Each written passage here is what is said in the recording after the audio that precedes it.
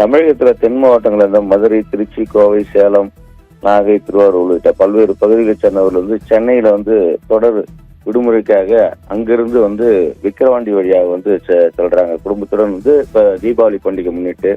இதனால பாத்தீங்கன்னா அதிக அளவுல பாத்தீங்கன்னா அந்த தேசிய நெடுஞ்சாலையில அந்த கார்கள் பல கிலோமீட்டர், 1 கிலோமீட்டருக்கு மேல அங்க இந்த படையெடுத்து நிக்கிறது. இதனால விக்கிரவாண்டி சுங்கச்சாவடி போக்குவரத்து நெரிசல் இருக்குது. பொதுவாகவே பாத்தீங்கன்னா சனி ஞாயிறுகள்ல விடுமுறை நாட்களை பொறுத்த வரையுமே தென் மாவட்டங்களுக்கு செல்லும் அனைத்து வாகனமே இப்படி சுங்கச்சாவடி வழியாக கடக்கும் போது அங்க போக்குவரத்து நெரிசல் ஏற்படும்.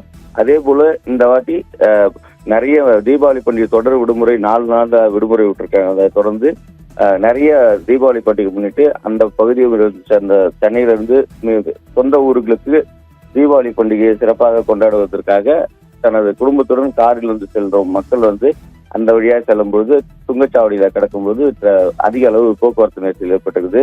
உடனடியாக அங்க வாகனம் சரி செய்யும் அளவிற்கு டோல்கேட்ல போக்குவரத்து காவல்துறை நின்று அந்த சுங்கச்சாவடியில் கிடக்கும் நபர்களுக்கு வழிவிட்டு அந்த உடனடியாக அவங்க செல்வதற்கான ஏற்பாடுகளை போக்குவரத்து காவல்துறை செஞ்சிருக்காங்க.